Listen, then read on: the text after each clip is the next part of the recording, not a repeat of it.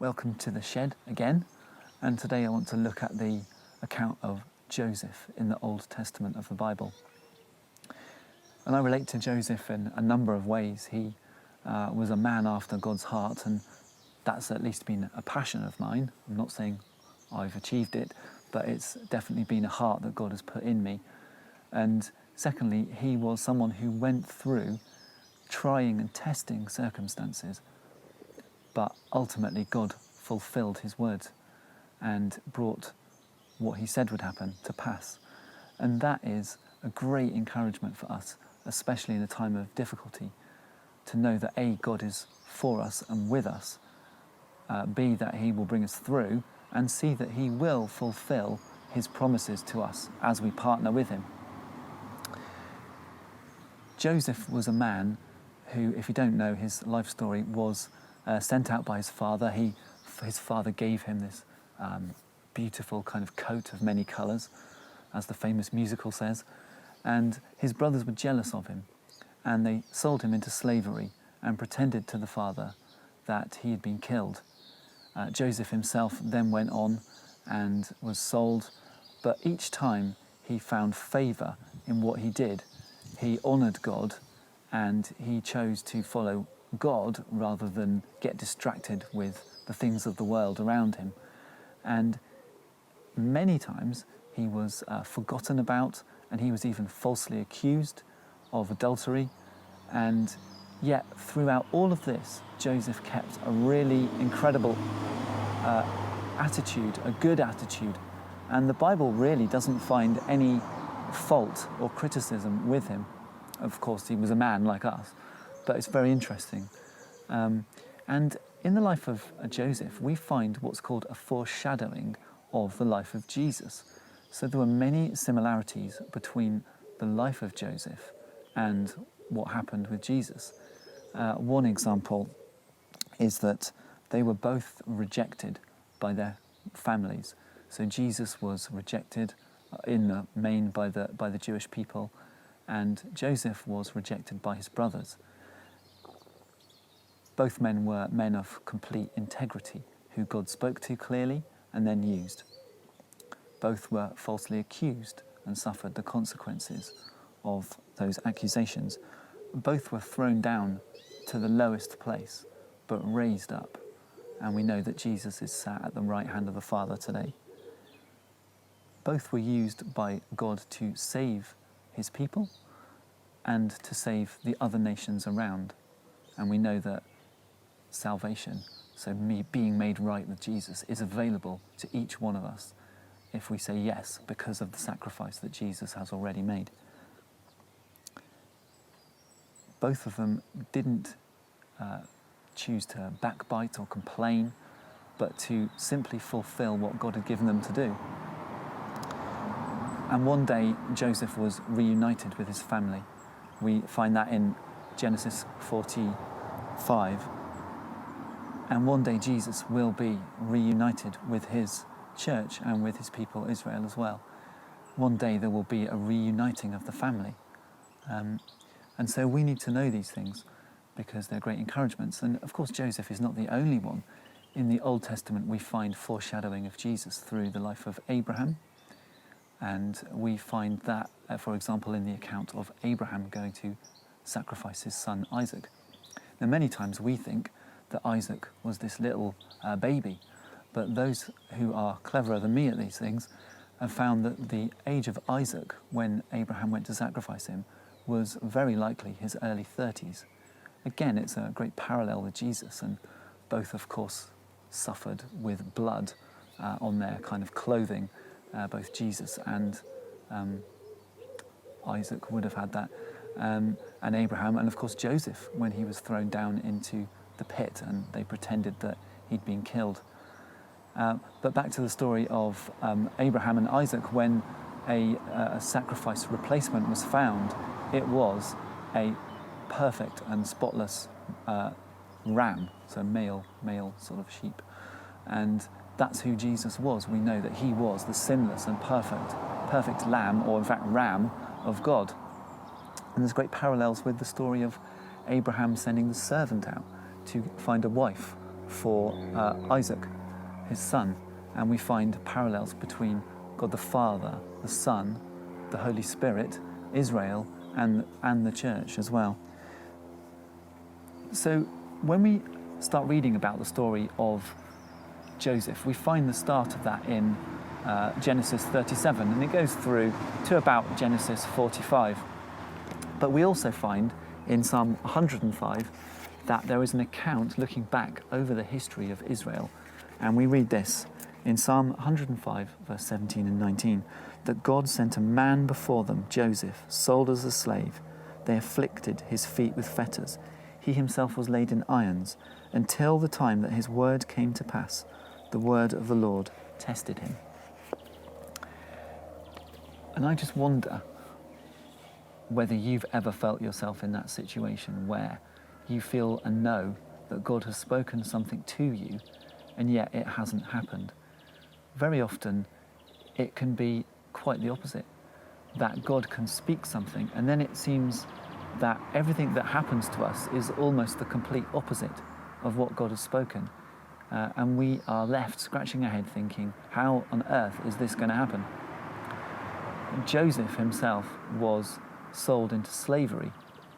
He'd had a vision, a word from God, that he would be kind of ruling over his brothers, and he didn't quite know what that looked like.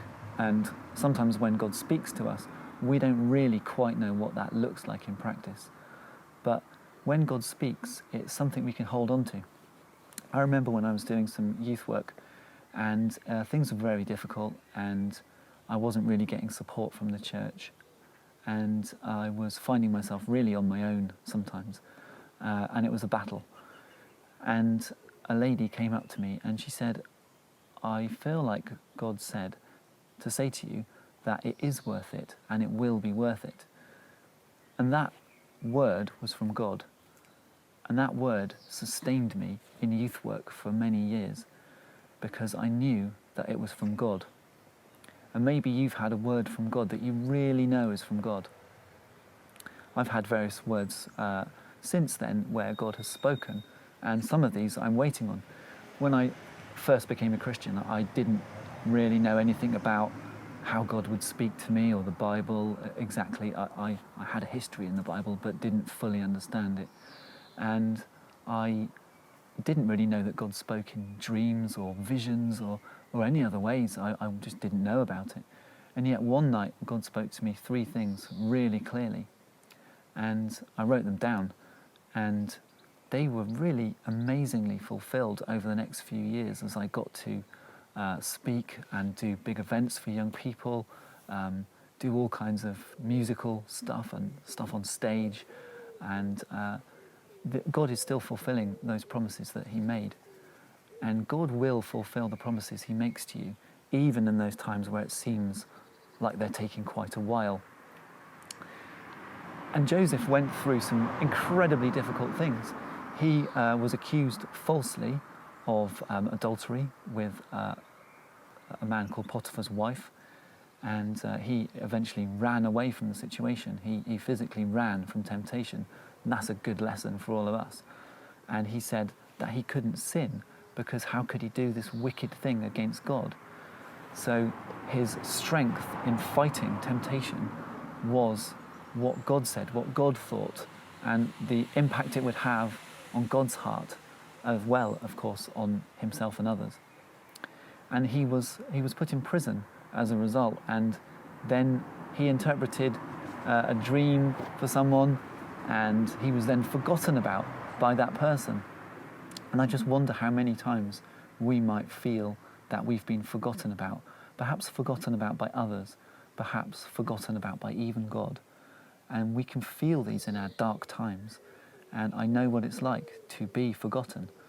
When I was not long into being a Christian, I wrote a song, and it says, "And once again it's you and me, we stand together for eternity." And the song was written out of a place where over 3 weeks I was just forgotten about, ignored, rejected by pretty much every single person that I knew within the church and in other youth work contexts. And it was extremely hard But out of it came this song, and I just felt like God was with me in it, and that when God was standing with me, that even if everyone else was to reject me, that was okay. The Bible talks about in, I think, one of the Psalms or Proverbs, that even if, your family reject you, that God will stand with you. And maybe that's an encouragement for you today, that even if others reject you, God is with you. And we don't have to live by what we think and feel or what others think and feel. We should be living by what God says about us. And when we know who we are, what God says about us, we can live a life that's really quite free to love others. So Joseph eventually was raised up, that he interpreted a dream and Pharaoh promoted him. And as a result of Pharaoh's promotion, Joseph was able to come to power at a really key time. When the land had famine, Joseph was able to be the one who distributed food, and he acted incredibly wisely. And the reason that God had taken him, or allowed him, to go through these circumstances, these difficult times, was for his own benefit, for the benefit of the people of Egypt, for the benefit of the people of Israel, and for the benefit of himself as well. And when we face difficult times, when we go through really hard circumstances, we must know that it's not God who's kind of punishing us or pushing us down, or who hates us or who's rejected us, but that God is working a plan out through even some of the difficult situations. And that is something that we each need to learn and we each need to know. And when eventually Joseph's brothers came to him, Joseph didn't have any hard feelings towards them. We find this in Genesis 45, and Joseph sort of said, well, basically, God sent me ahead. This all happened so that I would be here. God had a plan and a purpose for this. It's okay. I forgive you. And he was reunited with his family. What an amazing moment that must have been, when there was this reunification with the family. And that's one thing that's going to happen when Jesus returns. There's going to be this massive, great family gathering. In these times of coronavirus, when some of us can't get to see members of our family, and then gradually rules are relaxed, and then we can see them from a distance, and then eventually they can come round. It's a great, wow, God, what have you done? It's amazing. Well, just imagine that day when Jesus returns, or when we're caught up into heaven with Jesus, and this big family bash that's going to happen, and then it's going to be an extraordinary time. But the word of the Lord came to pass. But in the process, God tested what he had spoken to Joseph. It didn't happen really easily. And some of the great achievements of mankind have been in the face of adversity. I know that when I have gone and done a nice little walk around the park, it's been really quite fun. I've gone and done this walk, it's been nice, you've got outside, and it's great. But one time when I did a huge, great day in the Scottish Highlands, or in and around Ben Nevis, and we walked up on the way into the route, we walked up this really steep hill. It was such a slog. We then walked around what's called the CMD arete, and then up the back side of Ben Nevis, and then to the top. Now that was a satisfying day, because we'd worked really hard and we'd fought to achieve it. Another time when I went up a ridge in the snow, in the Cairngorms, and it was a phenomenal achievement when we got to the top, and then we walked all the way across to a place called Ben Macdui, and came back in sometimes whiteout conditions, so we couldn't see anything. What an achievement that was. In the process, in fact, the process itself made the achievement even greater. And that was true for Joseph, that in this process, God did something in him, and then God was able to do something through him that was even greater than it would have been had it been just fairly simple. So in these testing and difficult times, which we may have, and perhaps in the time of the coronavirus or in different circumstances, we must know that God is keeping his eye on us. And actually, sometimes God is just testing us. He's just saying, And it's a bit like this. When a child is learning to walk, maybe the first time the parent's right there and grabs their hand, And then the parent moves backwards just a little bit, and the child has to walk forward a bit more and falls over. And then the parent moves back a little bit more, and the child has to walk and wobble their way towards the parent. Each time, the parent isn't running away from the child. The parent is withdrawing to help the child walk, and for their faith and their kind of things to get better, and for them to be able to know how to learn to walk. And sometimes when we're in a season where it might feel a bit difficult and tricky, it's not that God is running away from us, it's that God is actually maybe just drawing us to himself. As someone has said, God doesn't hide from us, he hides for us. It's almost like God is a hidden treasure, and when we go out seeking and find him, it's this amazing treasure that we can find. And Joseph, the life of Joseph, is a life that testifies that the treasure of God is worth it. It's worth it for him, and it will be worth it for you. Amen.